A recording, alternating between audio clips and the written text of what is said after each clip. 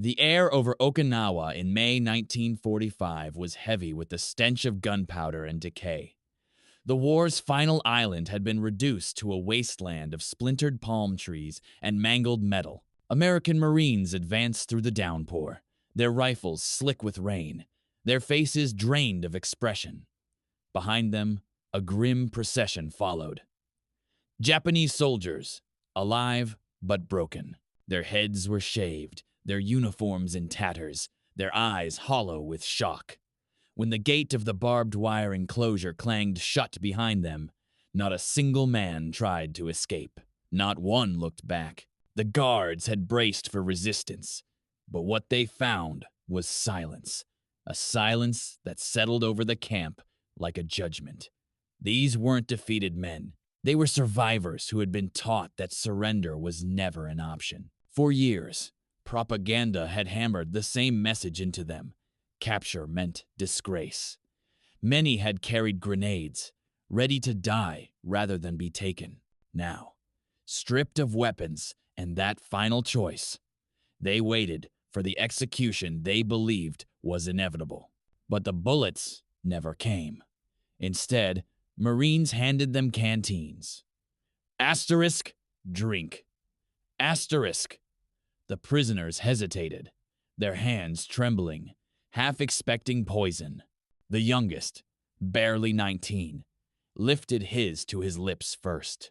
The water was cold, clean, and endless. He took a sip, then began to cry quietly into the cup. Of the 770 Japanese defenders on Okinawa, only 400 had been taken alive. The rest were dead or missing. For these few, survival carried the weight of shame. They had been told the Americans tortured prisoners, flayed them alive, fed them to dogs. Yet here, the guards simply locked the gate and turned away. One Marine muttered, asterisk. They look more like ghosts than soldiers. Asterisk. From inside the wire, a sergeant whispered, asterisk. They'll kill us tonight. Asterisk. Another replied, asterisk. No, first, they'll feed us. Asterisk. That confusion, that uneasy mercy, was the first step in something no one had anticipated. A transformation born of small, unexpected kindnesses. As dusk fell, the searchlight swept over faces that no longer knew whether they were enemies or merely men. Beyond the camp, the sea hissed against the rocks like steam escaping a wound. The prisoners huddled in silence, struggling to make sense of a war that had ended for them, though their souls had not yet caught up. Then, at dawn, they heard a new sound, lighter, hesitant, footsteps, unfamiliar. The sound of women. They turned toward the noise, bracing for anger, for hatred. But what came next would shatter everything they thought they knew about mercy, shame, and survival. Morning broke gray and still. The camp smelled of salt, diesel, and boiled rice. The prisoners stood in rows as the gate creaked open, not for soldiers, but for civilians.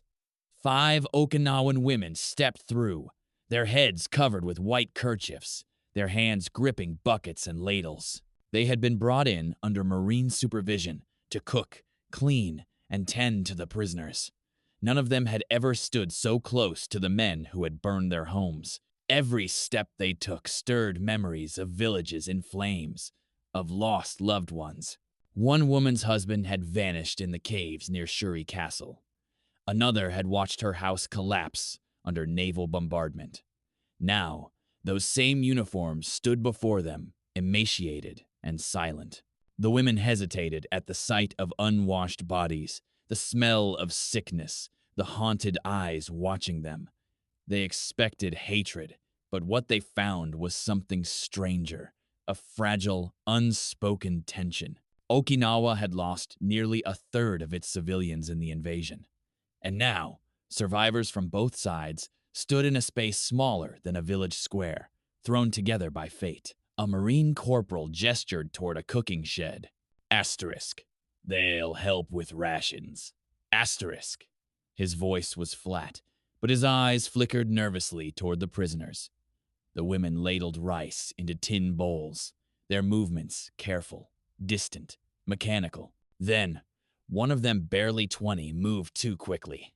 The bowl slipped from her hands, shattered on the ground, scattering rice and shards of clay. Every prisoner froze. The closest man, his ribs sharp as bamboo, bent down slowly. He picked up the broken pieces, brushed off the dirt, and held them out to her through the fence. No words passed between them, only a bowed head. For the first time since the island had fallen, the silence between them felt human. The women stared, uncertain whether to cry or curse. One finally whispered, "Asterisk. He thanked me." Asterisk. There had been no spoken words, but the gesture had carried the weight of surrender, a surrender within a surrender. Later that night, as the women returned to their huts, they couldn't sleep. Asterisk.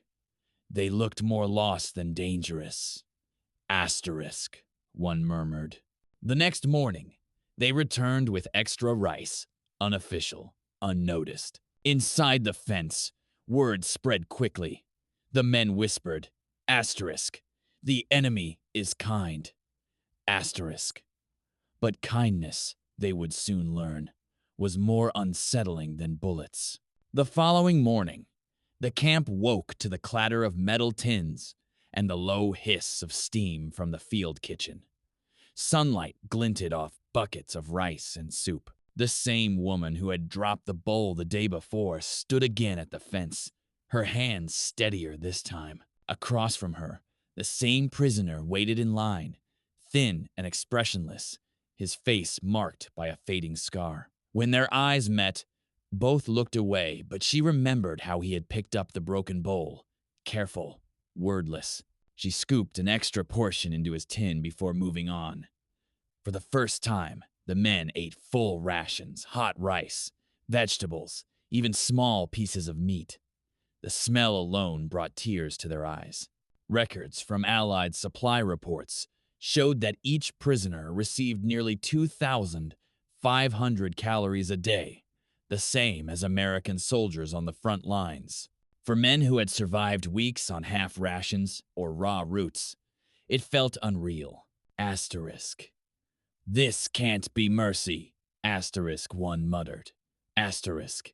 "It's a trick." Asterisk. Yet bite by bite, disbelief faded into silence. That same evening, a former sergeant from Kagoshima stood before his comrades. Asterisk. "Our officers starved us." Asterisk, he said, his voice cracking. Asterisk. "Here, they feed us." Asterisk. No one answered. Shame was a heavy burden. The youngest whispered, Asterisk. "Maybe death would have been easier." Asterisk. But he still licked the last grain of rice from his spoon. Inside the kitchen, the women worked quietly, pretending not to notice the prisoners' bowed heads. They weren't ready to forgive, but something inside them had shifted. Perhaps it was pity, perhaps exhaustion. War had taken everything already. One Marine guard, watching the fragile rhythm between them, wrote in his log, Asterisk. "They eat in silence, like men praying." Asterisk. Outside, a Marine patrol passed, their boots crunching over gravel. They didn't shout, didn't mock, just routine, mechanical. Inside the huts, the men stared at the door, waiting for punishment that never came. When morning finally arrived, the silence was unbearable. One man laughed suddenly, sharply. Asterisk. "Maybe they forgot we're enemies." Asterisk, he said. The laugh turned into coughing, then tears. At dawn, a whistle blew. Inspection time. The prisoners straightened their uniforms, brushed dirt from their faces, and lined up. The same guard from before this time, a medic, walked down the rows with a clipboard. He pointed to wounds, ordered men to wash, replace bandages. Asterisk. "No beatings, no rage." Just rules. Asterisk. The medic paused at the scarred man from the rice bowl incident. Asterisk. You'll need new bandages. Asterisk, he said. The prisoner nodded, still unsure if this was grace or humiliation. Behind him, another whispered, asterisk. It's not kindness. It's control. Asterisk. But the truth was about to surprise even the guards themselves, because what began as inspection would turn into something no one expected. Renewal. The whistle's echo still lingered in the morning air as the prisoners formed uneven lines. The sun had not yet burned off the mist, and the camp smelled of damp canvas and iodine. The medics moved briskly between the rows, their rubber gloves snapping, clipboards tucked under their arms.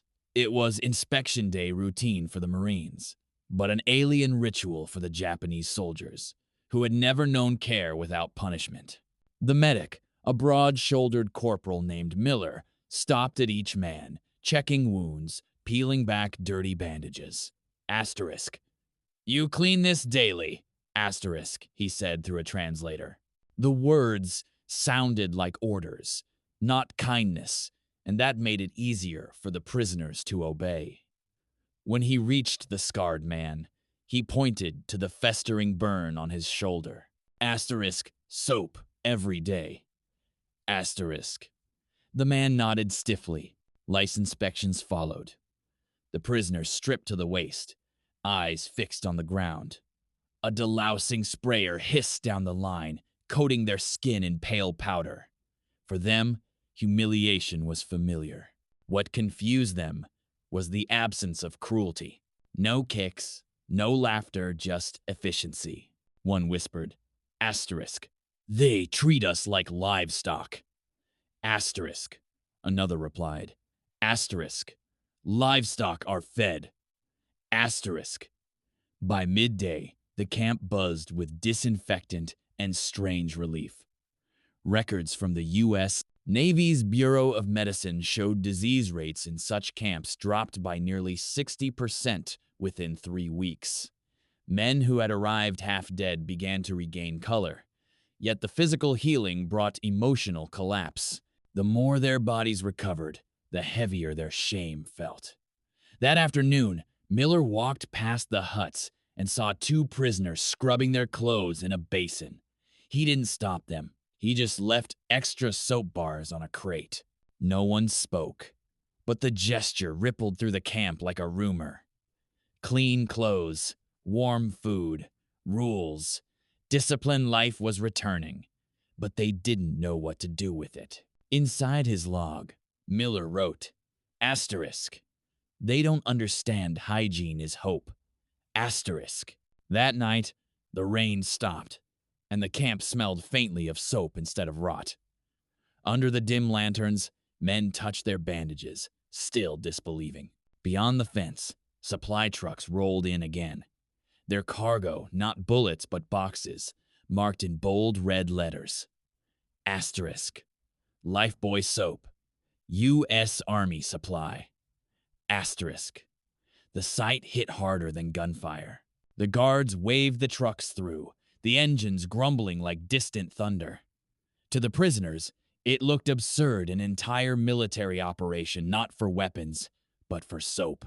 Dozens of Marines jumped from the trucks, tossing crates to the ground with casual precision. Inside, hundreds of pink, fragrant bars, each stamped with an unfamiliar logo. The air filled with the strange, clean scent. The Japanese men just stared, confused. One whispered, asterisk. They fight wars with soap. Asterisk. For the Americans, it was routine logistics. The Pacific supply chain had become a machine of impossible scale. By mid-1945, the U.S. shipped over 7 million tons of supplies. Monthly fuel, food, clothes, even luxuries. To the prisoners, that abundance felt unreal, almost divine. Back home, Japan's factories lay in ruins. Its soldiers ate tree bark.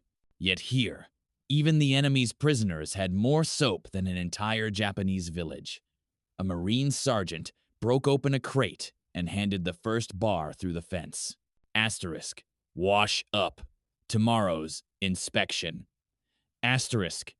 The prisoner accepted it with both hands, bowing slightly, eyes lowered. The bar was warm from the sun, heavy, perfectly shaped. He rubbed it once and smelled something sharp, clean, foreign, infinite. He hid it inside his uniform pocket, close to his heart. Inside the huts, the men whispered. Asterisk. They waste power on cleanliness. Asterisk, said one. Another murmured asterisk.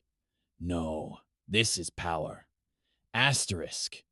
For the first time, they began to understand what had truly defeated them. It wasn't courage or tactics. It was industry. A nation that could send trucks full of soap while fighting across oceans couldn't be beaten by will alone. That night, the camp smelled like a hospital instead of a battlefield. Steam rose from tin tubs as men bathed under guard, scrubbing away weeks of grime. One man stared at his reflection in the water, then at the soap in his hand, and carved a single kanji into it. Asterisk home. Asterisk. Night crept over the camp, soft and humid. Inside Hut 14, a single lantern flickered, casting shadows on the plywood walls. The man with the scar, the one who had first received the soap bar, sat cross-legged on the floor. Around him, other prisoners whispered, playing cards made from scraps of ration boxes. He ignored them. Carefully, he took the soap from his pocket. Its scent had faded slightly, but the surface still gleamed smooth, untouched. He pulled a nail from the floorboard and began carving. The motion was slow, deliberate, almost sacred. Stroke by stroke, the character took shape the Chinese kanji for time's home. Asterisk. He'd done it many times in school, but this felt different. The kanji sank deep into the soap, the lines sharp under the lantern's tremor. When he finished, he just stared at it. For months, war had erased the idea of home. Now, it fit in the palm of his hand. He wrapped the bar in a scrap of cloth from his torn uniform. The others noticed. Asterisk. Why carve that? Asterisk one asked. He didn't answer. How could he explain that the smell of soap reminded him of his mother washing laundry in the river before the war? That, for the first time since Okinawa, he could breathe without tasting smoke? That night, he placed the bar beneath his sleeping mat, afraid someone might steal it, not for its value, but for its meaning. For him, it wasn't soap anymore. It was proof that something still existed beyond the wire, beyond shame. Across the camp, similar small rituals bloomed. One man folded his napkin each night before sleep. Another polished his tin bowl until it reflected moonlight. Kindness was contagious, but so was confusion. The guards noticed the change, the quiet discipline, the sudden tidiness. They didn't interfere. Maybe they understood that dignity was stronger than any lecture. The next morning, while collecting laundry near the fence, a Marine guard spotted the carving in the man's hand. He frowned, pointed, asterisk. What's that? Asterisk. The prisoner froze, clutching it tight, ready for punishment. But the guard just stared for a long moment, then nodded once. Asterisk. Keep it. That's yours. Asterisk. For the first time, the man smiled. The line between captive and captor, blurred, not erased, but softened. The morning air carried the sharp scent of soap and diesel. Sergeant Miller, the same Marine medic who had led inspections, walked the fence line with his clipboard under one arm, his boots crunching on gravel. He stopped when he saw the prisoner kneeling in the dust, clutching something small. Asterisk. What's that? Asterisk, he asked, voice steady but curious. The translator hesitated before answering. Asterisk. He carved a word. It means home. Asterisk. Miller leaned closer, squinting through the wire. The bar of soap sat in the prisoner's hands like an artifact. The kanji etched deep, trembling in the sunlight. For a moment, the Marine didn't move. This wasn't defiance, sabotage, or escape. It was memory. Frozen in a foreign language he couldn't read, but somehow understood. Asterisk. Keep it. Asterisk, he said finally, turning away. Asterisk. That's yours. Asterisk. It was such a small exchange that the other guards barely noticed. But inside the fence, it rippled. The prisoners had seen compassion from afar. Food, medicine, routine. But this was different. Permission, recognition. The guard had seen the word times, home times, and given it back to them. That single gesture carried more power than any sermon. Later that day, Miller wrote in his notes, Asterisk. They're not animals. They're just done fighting. Asterisk. That line, never meant for history, would mirror hundreds of similar accounts collected after the war. Surveys by Allied authorities revealed that 38% of Japanese prisoners described their treatment as fair or good. Numbers can't capture the shock of that realization, for men taught that surrender erased their humanity. Being treated human again was almost unbearable. That evening, the same guard returned to his post, carrying something wrapped in wax paper. He slipped it through the wire photographs, black and white snapshots from home. A smiling wife, a child on a porch, a pickup truck under trees. Asterisk. America. Asterisk, he said simply. The prisoners stared, eyes wide. It was their first glimpse of life beyond war, of a world continuing without them. When Miller walked away, the men didn't speak for a long time. They passed the photos between them like sacred relics, studying every detail, the shoes, the smiles, the peace. For the first time, they realized what they had truly lost wasn't just a battle, it was normal life itself.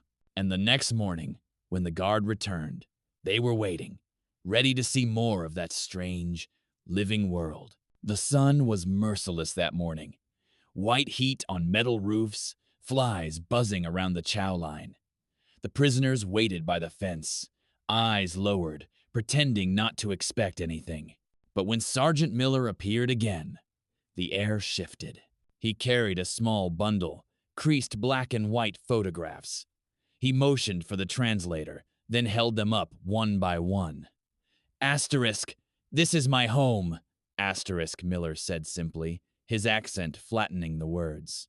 The translator repeated it in Japanese.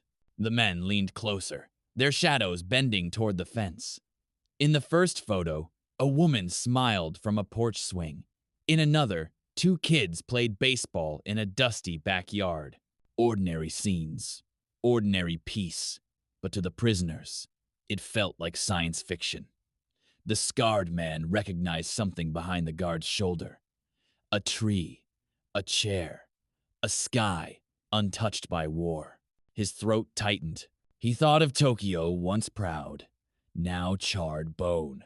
Reports from post-war surveys showed that 40% of Japan's urban housing had been destroyed by Allied bombings. For the men behind the wire, those photos were mirrors of a world they'd lost. Asterisk. Their cities live. Asterisk, one whispered. Asterisk. Ours are smoke. Asterisk. Miller then pulled out a final image, a city skyline, tall and unbroken. Asterisk. Chicago, asterisk, he said. The prisoners murmured softly. They had been told America was decadent, chaotic, dying from within. Yet the photo showed order, concrete, power.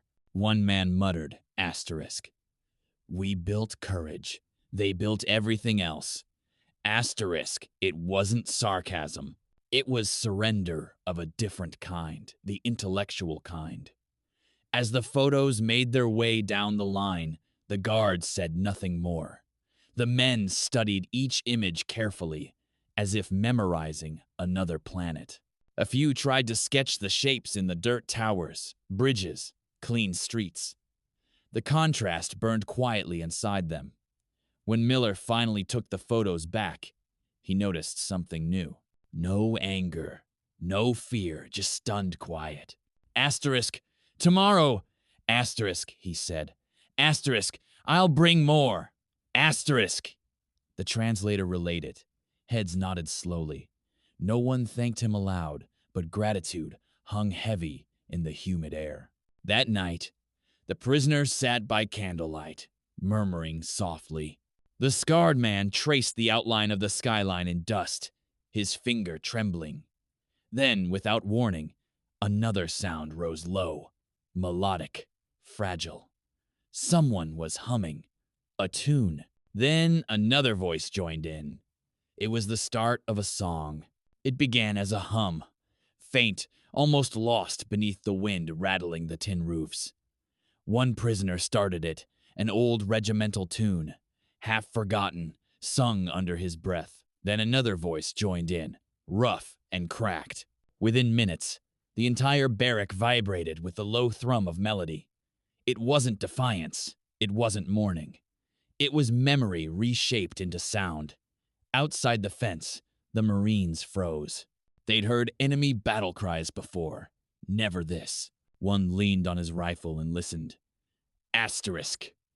What the hell are they singing? Asterisk, Miller asked. The interpreter tilted his head. Asterisk. It's not a war song. It's a home song. Asterisk. Inside. The prisoners' voices rose syncopated, untrained, human. They sang of rivers, of seasons, of the mountains of Kyushu and the markets of Tokyo before the bombs. It was raw, imperfect, but alive. Music filled the space that language couldn't cross, and for a brief, impossible moment, the wire between captor and captive dissolved into sound. According to Allied reports, over 600 musical performances were recorded in Japanese prisoner camps across the Pacific. Some were organized. Most were spontaneous, born from boredom, grief, or need. Asterisk. We sang to remember we still existed. Asterisk. One prisoner later wrote. Asterisk. That night, in Okinawa, the song grew louder until even the guards stopped pretending not to listen. Asterisk. Then something strange happened. A Marine from Kentucky, hearing the tune, began whistling along. The notes didn't match, but the rhythm did. The prisoners noticed and kept singing. The fence vibrated with shared rhythm, not bullets. The war, for one night, lost its language. When the song ended, the camp fell into silence, thicker than before. The prisoners sat back, breathing hard, sweat shining on their faces. Miller exhaled slowly, muttering, asterisk.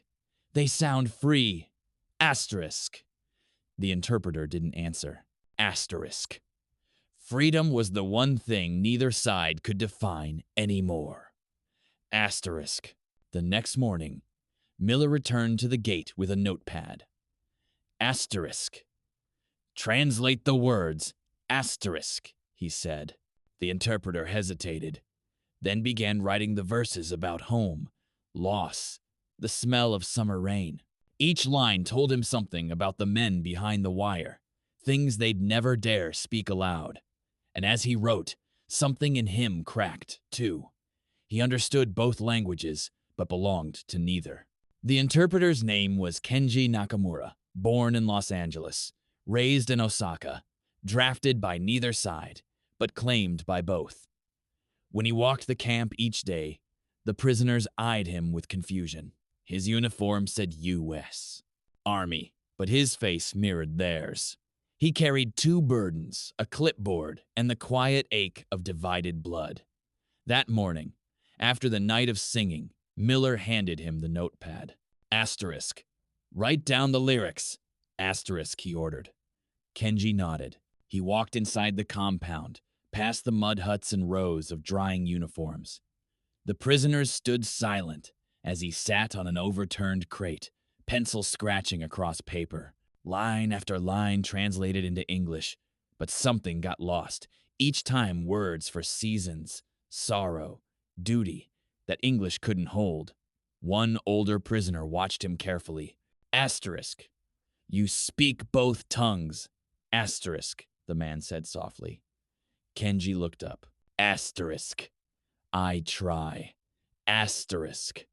The prisoner smiled faintly. Asterisk. Then you know each side thinks it understands honor. Asterisk. Kenji didn't answer. He just kept writing. Later, he returned to the guard tent and read the lyrics aloud. Miller listened, eyes distant. Asterisk. Sounds more like prayer than propaganda. Asterisk, he said. Kenji folded the pages into his pocket. That night, he began a new entry in his personal journal. Asterisk. 2 flags, 1 language, neither fits. Asterisk. He wrote of things he couldn't tell anyone, how the prisoners bowed deeper to him than to the Marines, how guilt burned in his chest when they thanked him. Asterisk. I translate their words. Asterisk, he wrote. Asterisk. But not their pain. Asterisk. It was the first honest thing he'd allowed himself to feel since his own brother's name had appeared on a casualty list. Asterisk. Fighting for Japan. Asterisk. Days passed. The camp grew quieter, cleaner, more disciplined. But something was changing underneath the routine. The men were starting to ask questions not about escape, but about purpose.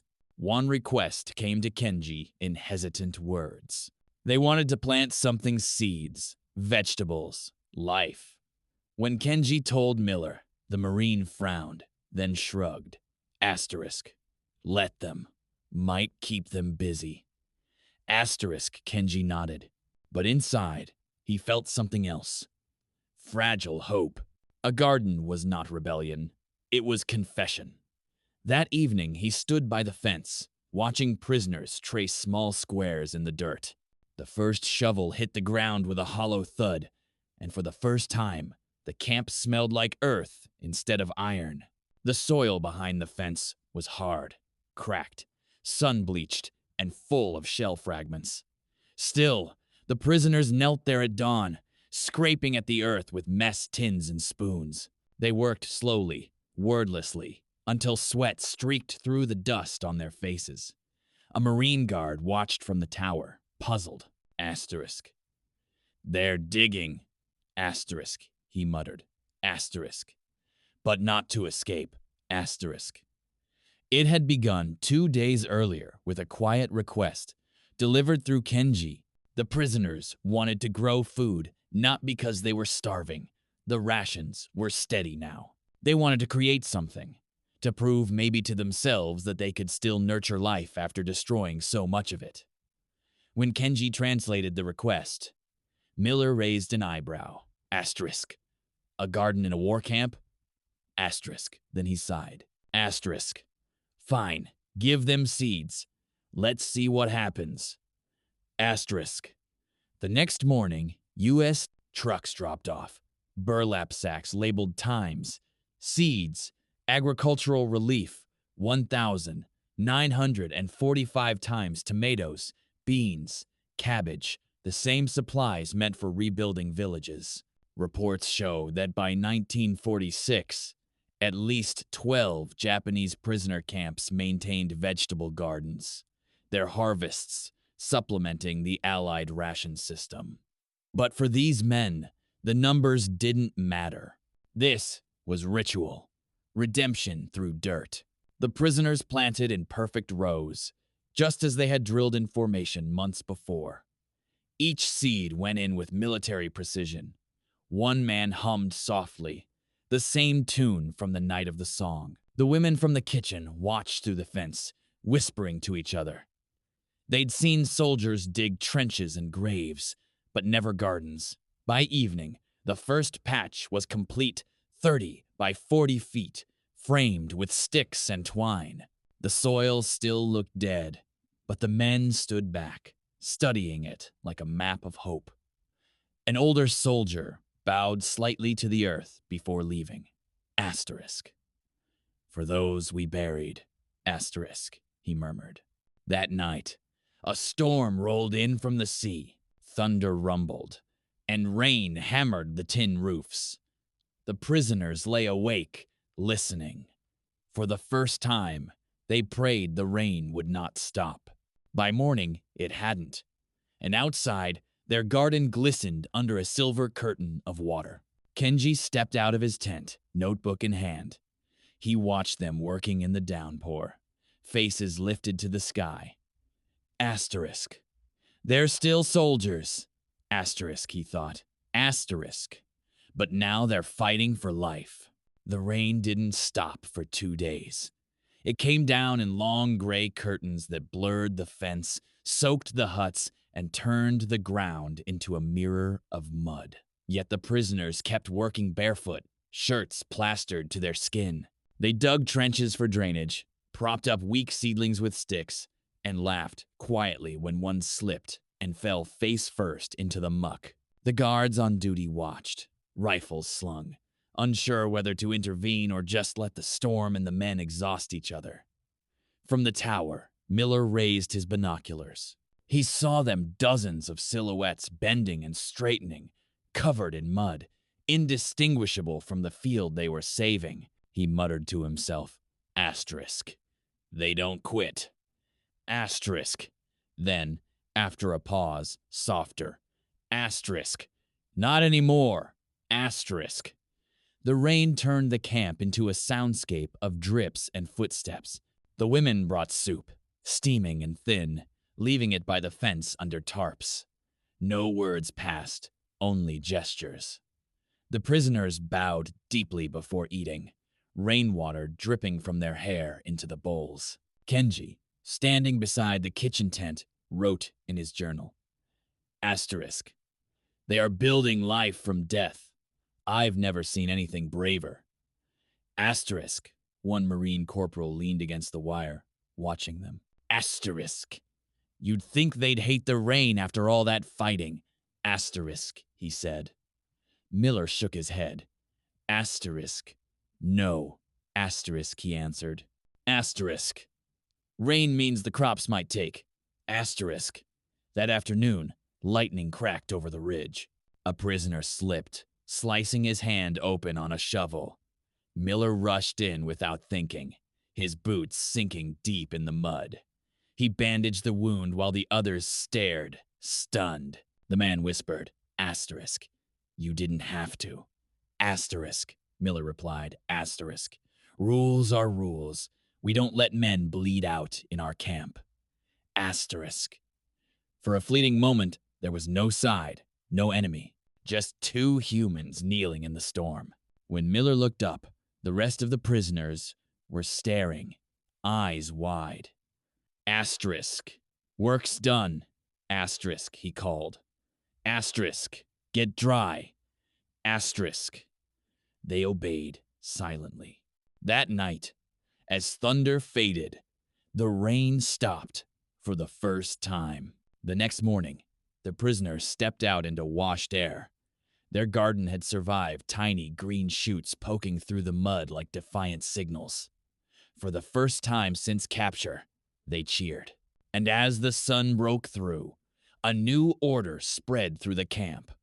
Harvest season would come. By late summer, the camp smelled of earth instead of rust. The rows behind the fence had turned from brown to green tight bundles of cabbage, small tomatoes glowing like lanterns, beans coiling up bamboo poles. When the first vegetables were gathered, the prisoners laid them in baskets made from scrap wire and wood.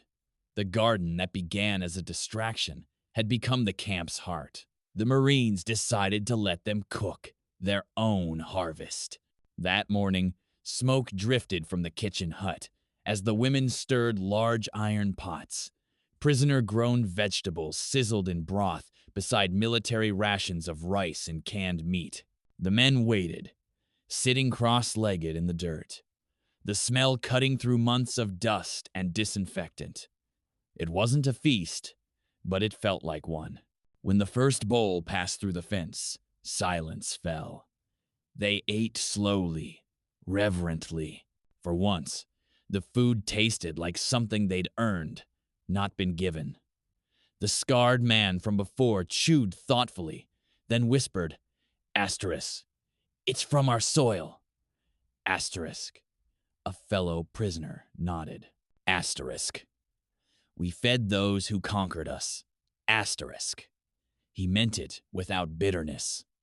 Medical reports from Allied archives note that illness rates in Okinawa's prisoner camps dropped another 40% after food cultivation began.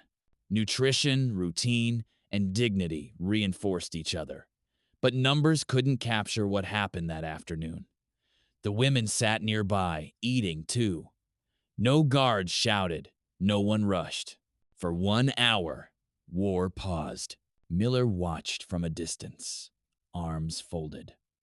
Asterisk. They look like farmers. Asterisk, he said quietly. Kenji replied, asterisk. Maybe that's what they always were. Asterisk. The Marine nodded, eyes on the steaming pots. Asterisk. Then maybe that's what peace looks like. Asterisk. When the meal ended, one of the prisoners gathered the leftover scraps, carried them to the fence, and handed them to the women for the pigs behind the kitchen. It was a simple act of respect, feeding those who had once feared him. The women hesitated, then bowed in return. As dusk settled, the camp glowed faintly under lanterns. Laughter drifted through the fence for the first time. A strange warmth filled the compound. Not joy exactly, but release. Then a radio crackled from the guard tower, sharp against the calm. Miller's face hardened. Asterisk. Everyone inside. Asterisk, he ordered. Something in his tone cut through the peace like a blade. The prisoners obeyed instantly. None knew it yet, but by morning, the war that shaped all of them would be over. The 15th of August, 1945. The camp woke to static. Radios crackled in the guard post, voices fading in and out over the hum of generators. The sky was cloudless, unnervingly calm. Marines gathered around the radio, cigarettes trembling between their fingers. Kenji stood nearby, translating each fractured phrase. The prisoners noticed the change immediately. No shouting, no orders, just tension thick enough to choke on. Then the sound broke through the voice. Tiny, distant, ceremonial. The Emperor of Japan. Even through the static, the cadence was unmistakable. The prisoners froze mid-step. Some dropped their buckets. Others fell to their knees. No one had heard his voice before. It was forbidden, sacred, but this was not command. It was surrender. Kenji translated in a whisper, his throat tight. Asterisk. The war is over. Asterisk. The words hung in the air like smoke that wouldn't rise. One prisoner laughed, a short, broken sound. Another covered his face and sobbed. A third simply whispered, asterisk. Impossible. Asterisk. Miller removed his helmet, silent. The guards looked to their sergeant for orders, but he only muttered, asterisk. Let them be. Asterisk. Across Japan, 7 million soldiers laid down their arms, but inside this camp, time stood still. The men sat where they were, the wire between them, and freedom, suddenly, meaningless. They were no longer prisoners of war, just prisoners of memory. One soldier murmured, asterisk. We have no country to return to. Asterisk. Another said, asterisk. At least we lived. Asterisk. As the sun climbed higher, the women from the kitchen arrived late, eyes red from crying. They, too, had heard the broadcast. For a moment, Enemy and civilian stared at each other, the same grief mirrored in both faces. The war had ended, but no one felt victorious. That evening, silence blanketed the compound. No music, no orders, only the low creak of the gate in the wind. Some prisoners prayed, others simply sat, hands folded, staring at the horizon. The garden swayed softly, green leaves glistening under the last light. Kenji closed his notebook and whispered, asterisk. So this is what peace sounds like. Asterisk. Miller nodded, jaw clenched. Asterisk. Quiet. Asterisk, he said. Asterisk. Too quiet. Asterisk. Because, by morning, that quiet would shatter. The guards were coming with keys in hand. The same gate that had caged them would soon swing open, and no one knew whether to rejoice or run. The morning after the broadcast, the camp was unnaturally still. No roll call, no barked commands, just the rattle of keys. Sergeant Miller walked toward the main gate, his face unreadable. Behind him, 2 guards followed, each gripping the handle of a steel padlock that had held hundreds of men for months. The prisoners stood in perfect formation not because anyone ordered them to, but because they didn't know what else to do. Miller stopped at the gate and looked back. Kenji waited nearby, translating nothing because there was nothing left to say. The Marine lifted the latch. The hinge groaned. The gate swung open with a metallic sigh. Beyond it lay the road, the jungle, the sky, freedom. No one moved. The silence was terrifying. For years, the prisoners had been trained to follow orders, to die before surrender, to obey even in captivity. Freedom was a concept too large, too sudden. One young soldier whispered, asterisk, we had forgotten how to walk home. Asterisk, Miller waited. Minutes passed. The guards shifted uneasily. Then, slowly, one man stepped forward, the same scarred prisoner who had carved home times into his soap bar months before. He stopped just short of the threshold.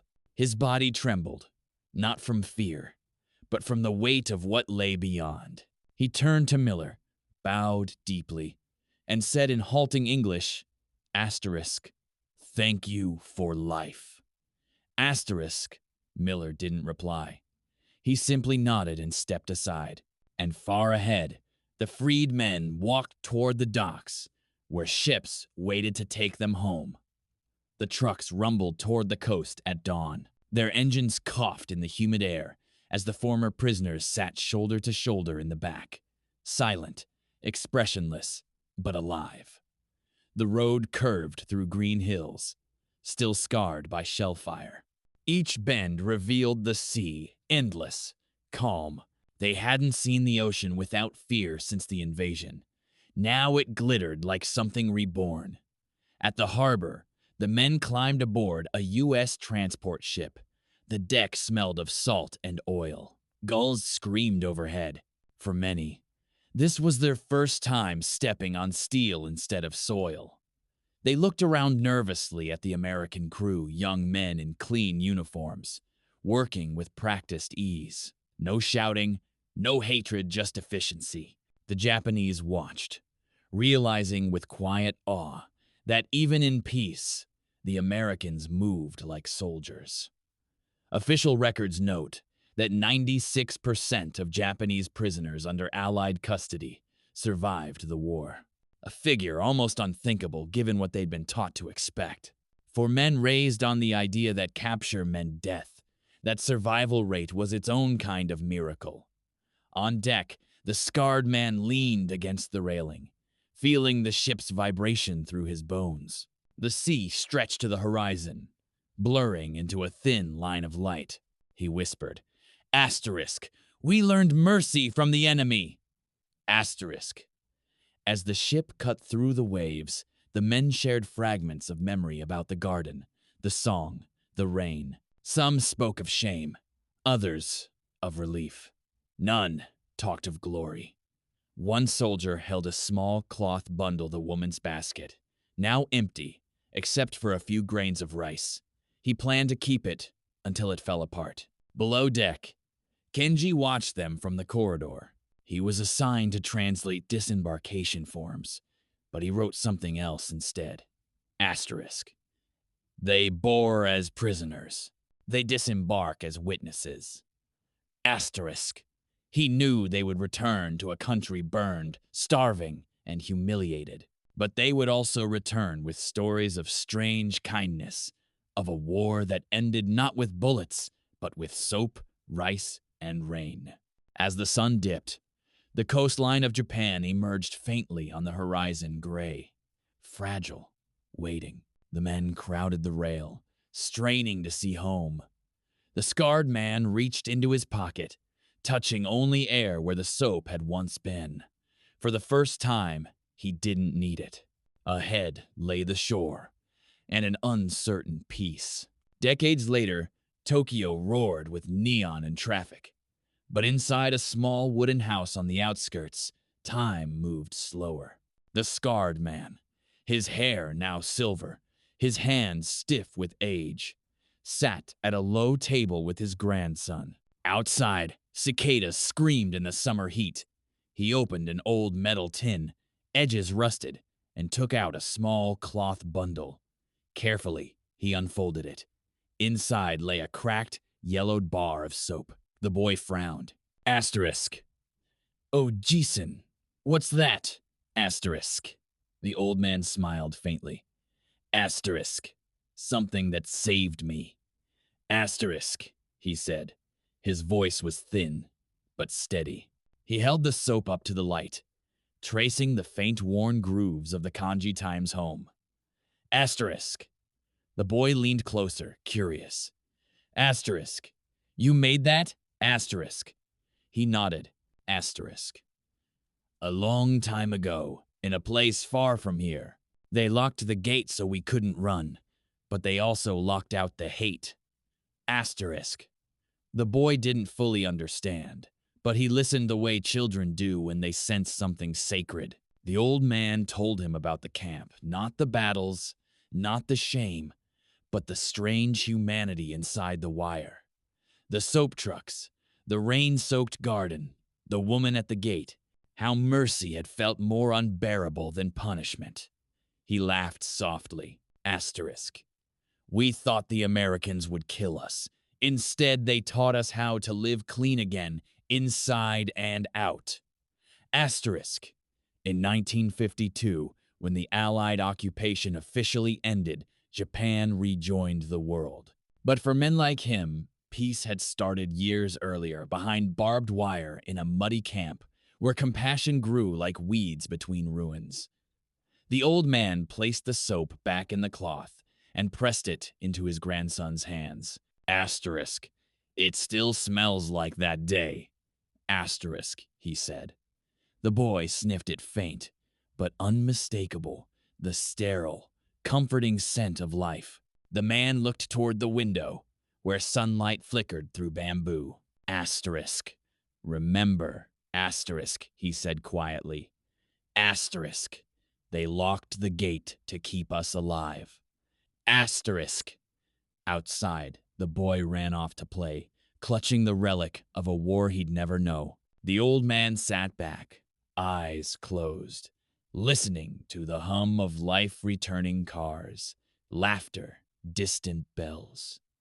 For the first time, the silence inside him matched the peace.